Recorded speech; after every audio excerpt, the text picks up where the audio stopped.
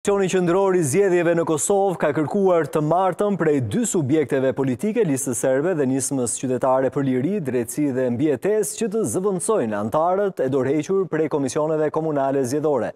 Kjo kërkesë synon të shmang bojkotin e serbëve në referendumin që do të mbahet më 21 prill për largimin e 4 kryetarëve të komunave në veri. Zyrtarët të KQZ-s kanë bërtëditur se anëtarët e Listës serbe janë dorëhequr në 4 komunat veriore me shumicë serbe. Sipas KQZ-s, dy subjektet kanë afat deri më 11 prill në orën 16 që t'i nominojnë emrat e rinj. Largimi i komisionerëve u konfirmua vetëm një ditë pasi Lista serbe, partia që gëzon mbështetjen e Beogradit zyrtar, ka thënë se nuk do të marrë pjesë në votimin për apo kundër shkarkimit të kryetarëve shqiptar në 4 komunat veriore. SBA dhe BE e kanë kritikuar këtë qëndrim të partive që përfaqësojnë komunitetin serb në Kosovë.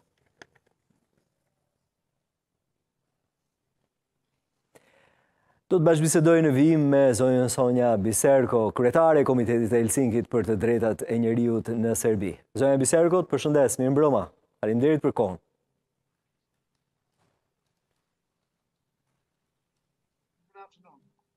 Faleminderit juve. Të lutem, doja një panoram, një analizë të takimit të presidentit Aleksandar Vučić dhe Macron mbrëmjen e djeshme në Francë. Është kujtuar 24 shtatori, presidenti Macron i ka kërkuar atij serb që të vendosen përpara përgjegjësisë autorët e Banjskës, por gjithashtu duket se është folur edhe për orientimin e Serbisë, me perëndimin apo me lindjen.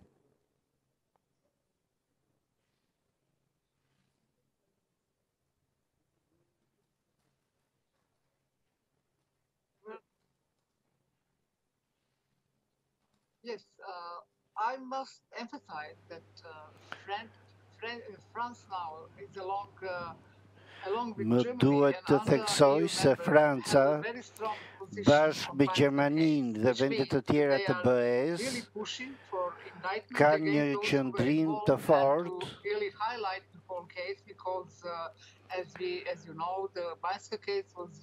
dhe sikur se dihet, rasti i Banjskës ishte një rast që tregoi potencialin e rrezikut për një sulm. Ndaj, vendet e BE-s, përfshirë Francën, po insistojnë për një ndëshkim të përgjegjësve, por asgjë nuk pritet të ndodhë deri tani.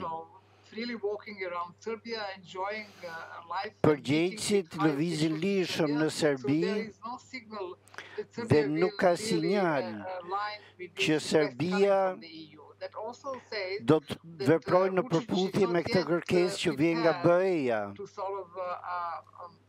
Pursue this EU line, which officially is the only line for Serbia already for 20 years now. Ndjekja e linjës së BE-s është e vetmja linjë për Serbinë, por për fat të keq, the NATO intervention in 1999 was organized by Russia.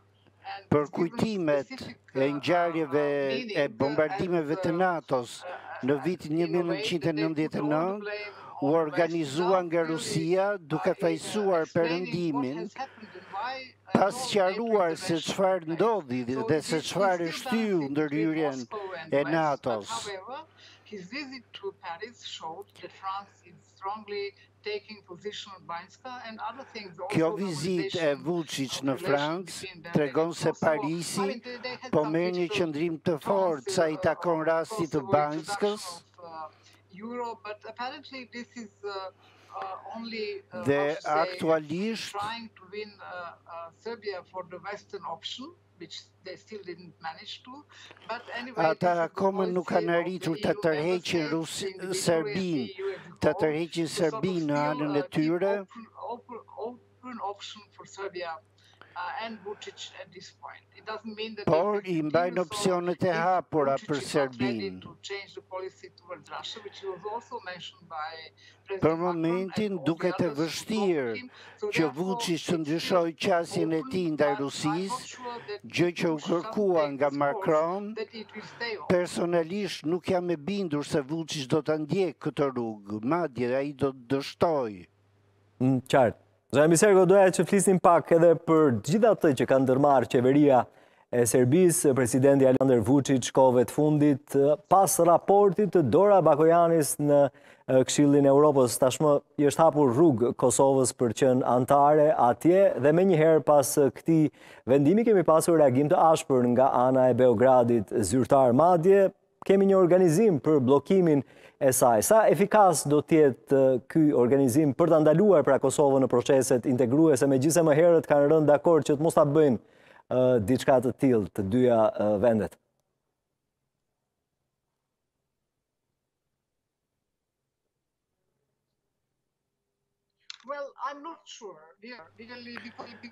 Nuk jam shumë e sigurt, sepse BE-ja, por edhe Shtetet e Bashkuara nuk janë shumë të interesuara në proceset e integrimit të Kosovës.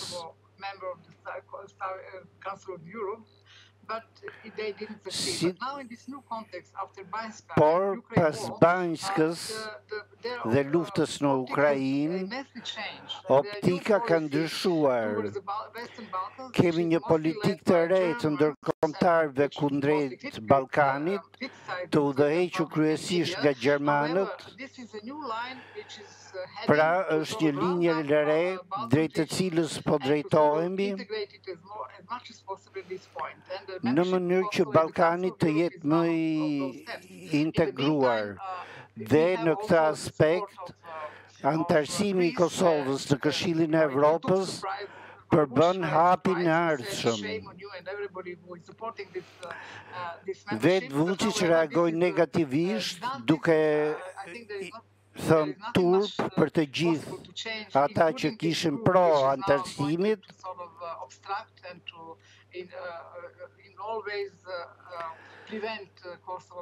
dhe po përpiqet ta parandalojë antarësimin e Kosovës në këtë organizat. I vetmi opsion në Beograd është pengimi i Kosovës. Ka një agjendë të fshehur e cila megjithatë reflektohet në qëllimin që shpreh Beogradi.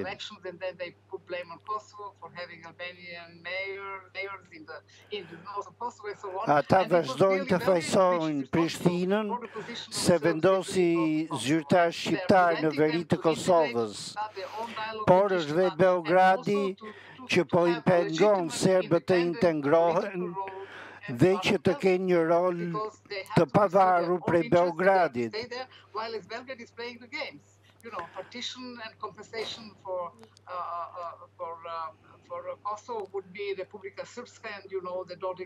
Pra, kemi një ngjashmëri të veriut të Kosovës me Republika Srpska të Bosnjës, ku Milorad Dodik ka deklaruar disa herë prirjet e tij për të krijuar një republikë më vete, ku të organizojë zgjedhje më vete. Por ndërkombëtarët duhet t'i dërgojnë Bosnjës mesazhin se një gjë e tillë nuk do të lejohet.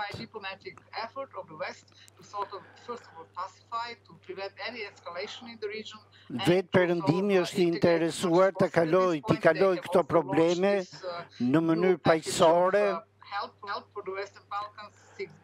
Për këtë arsye, BE ka planifikuar paketën e ndihmës për 6 miliardë eurosh për Ballkanin, por sa i takon Serbisë, ajo varet nga qëndrimi që Vučić do të marrë.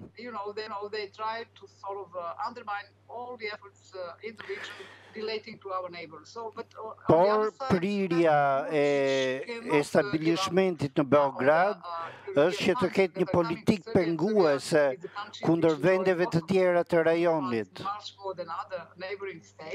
And this is what is keeping Serbia going, and because all other investments from outside are more or less not so productive or not of benefit for ordinary citizens. So there is much stake at this moment. Sidoqoftë, Serbia vazhdon të bashkëpunojë me vendet e BE-s për të siguruar investime, pasi programet e deri tanishme ekonomike të tij kanë dështuar. Po, zonja Biserko, po flitet gjithmonë edhe më shumë për një datë të rëndësishme, datat 4 edhe 5 maj, ku pritet që të kemi, sipas Dodik edhe Vučić, një frym të re për të gjithë serbët, për botën serbe në përgjithësi. Çfarë pret në këto dy data? Çfarë pritet ndodh sipas jush?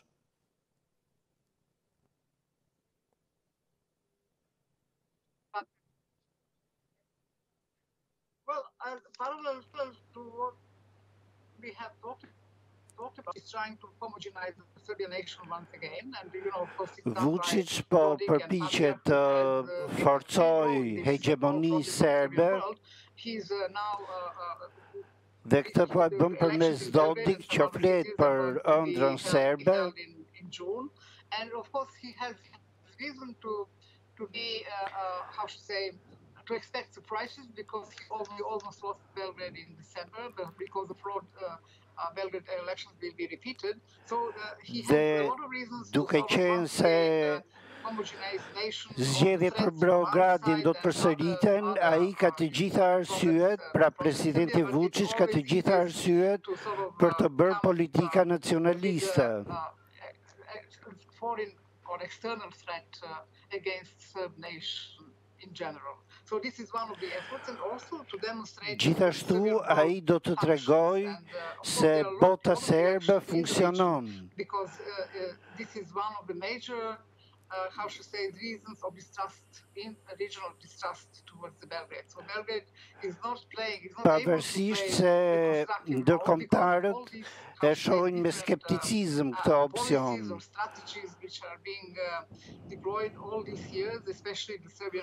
Kemi një sër strategjish që janë aplikuar për të ashtu quajturën bota serbe dhe që përveç Bosnjës është ushtruar edhe në Malin e Zi, por Vučić nuk e kupton që në këtë mënyrë ai po dobëson pozitat e tij.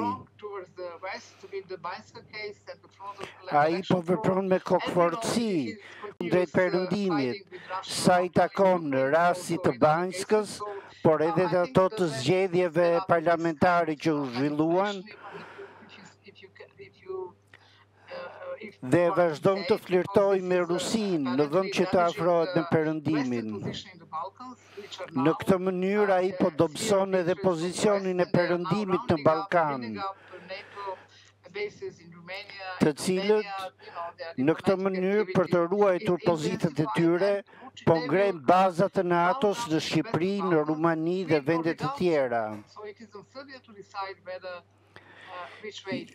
I takon Serbisë të zgjedhë se cilën anë do të marrë dhe këtë mesazhet nga presidenti Macron, por edhe nga lider të tjerë që Vučić ka marrë, janë mesazhet e fundit të bëra ndaj tij. Dhe janë shumë më serioze nga sa kanë qenë më parë. Generally speaking, because of this speculation that Western Balkans could be another Russian front. Ka spekulime se Ballkani Perëndimor mund të kthehet sërish në një front lufte, i nxitur nga Rusia, sipas skenarit Ukrainës. Dhe kjo do të konsiderohej një dështim i perëndimit, nëse do të ndodhte diçka, nëse në rajon do të ndodhte diçka, nisur nga politikat ruse në Ballkan. Zonja Biserko, prej ditës tashmë po kryhet procesi i numërimit të popullsisë në të gjithë territorin e Kosovës, një ndryshe edhe si census. I menjëhershëm ka qenë reagimi i listës serbe, e cila ka deklaruar se do ta bojkotojë atë. A cënohet ky proces me këtë lëvizje të fundit të listës serbe?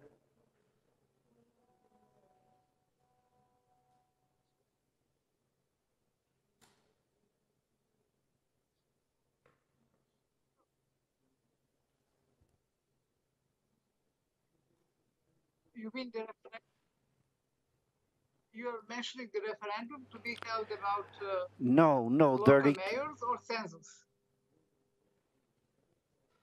The census, yeah. Serbs are boycotting, and this is against their own interest because census. Serbët po e bojkotojnë censusin dhe kjo është një lëvizje që ata ndërmarrin kundër vetes së tyre. Sepse në këtë mënyrë ata nuk tregojnë asgjë për problemet, për nevojat që kanë dhe për përfitimet që duhet të kenë. Lidhimisht, kjo qasje do të bëjë që ata të përjetojnë një rënje të buxhetit që do të shpenzohet për ta nga Prishtina dhe kjo do të jetë në dizavantazhin e tyre. Është një politikë e Beogradit, një urdhër i Beogradit që të mos ketë pjesëmarrje në procesin e censusit.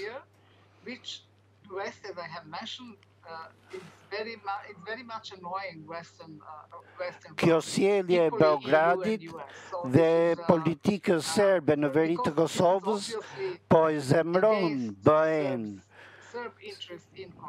sepse bie ndesh me interesat e serbëve të Kosovës, por fatkeqësisht është Beogradi prapa kësaj vendimarrjeje. Qartë. Zotja Bisergo, falenderoj shumë për këtë bashkëbisedim.